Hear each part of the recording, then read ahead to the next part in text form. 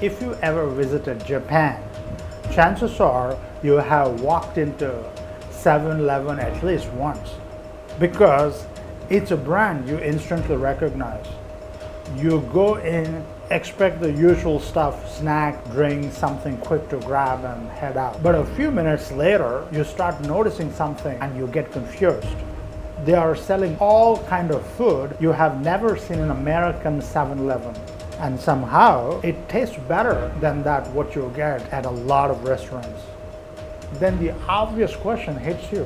Isn't 7-Eleven supposed to be an American company? So why does Japanese 7-Eleven feel so much better than the American version? That confusion feels almost universal.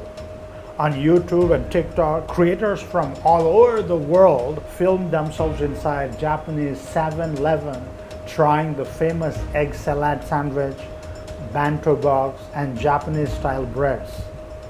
And those videos pulls up millions of views. But here is what I found interesting. Everyone talks about how amazing the food is. Almost no one asks how Japanese 7-Eleven becomes this way in the first place. And the question is important right now because by many measures, American 7-Eleven has been under a real pressure after a failed mega merger attempt, store closures, and uneven growth. The company's own leaders have openly talked about needing a turnaround. They have even said they want to become more like Japanese 7-Eleven as they have prepared to spin off the American business in an IPO. But here is a real question. Can you actually copy that model?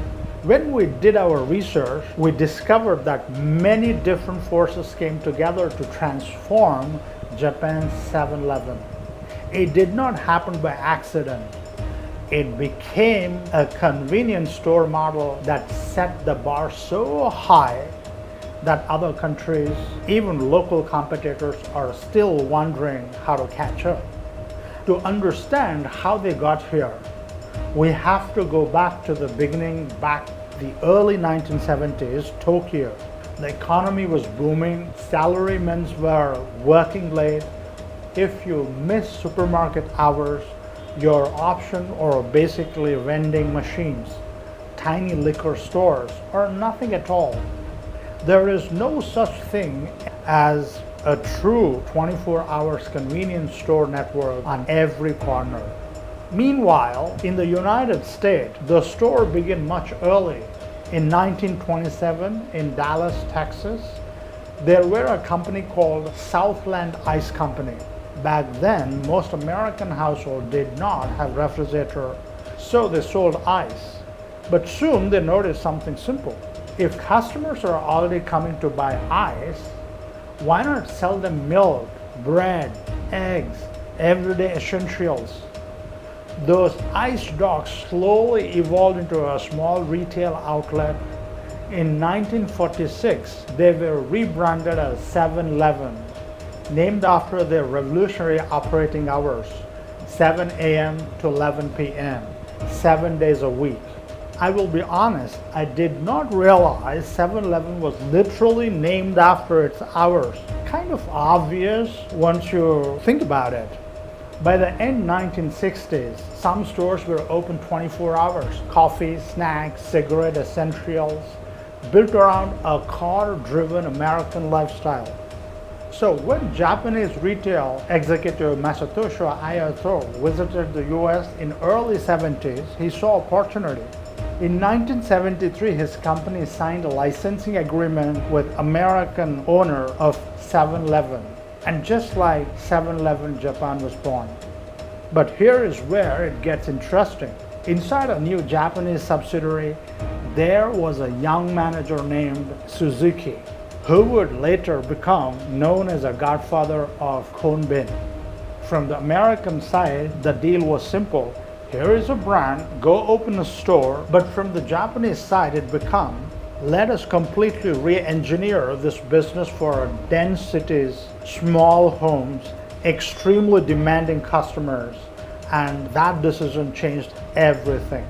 Instead of spreading stores thinly across country, 7-Eleven Japan clustered them tightly in a small area. 50 to 60 stores within a tight radius meant delivery trucks could restock multiple stores in one short run. Fresh food could be delivered several times a day. Shelves could rotate by time of the day. Breakfast in the morning, bento box at lunch, hot comfort food at night. The same shelf space could hold 3 to 4 different products in a single day. That's why food feels so fresh. It's not a magic, it's a logistic, it's data, it's a precision. Japanese 7-Eleven did not just think in terms of products, it thinks in terms of time. And over decades, the system becomes so efficient that in 2005, the Japanese company became a full owner of America's 7-Eleven. Yes, the original American brand is now owned by a Japanese conglomerate. I did not know that either, but suddenly it makes sense when American leader says they want to be more like Japan. The question is, can they? Because the US system evolved differently. American 7-Eleven grew out of a gas station. It's a stop, not a neighborhood infrastructure. Stores are far apart. Customer arrived by car. Fuel sales drive the profit. Delivery cover huge distances, and franchisees laws protect operators' independence. And in labor differences, culture differences, level of public trust, security costs, and suddenly you realize you cannot just import egg sandwich and expect the system to work. Japanese model worked because it was built for a Japanese reality. Dense cities, high trust, clustered neighborhood, shared industry norms, strong centralized control. Maybe the lesson isn't that America should become Japan. Maybe the lesson is this: Japan did not succeed by copying America. It succeeded by redesigning the model for its own constraints. And maybe that's exactly what US needs to do now.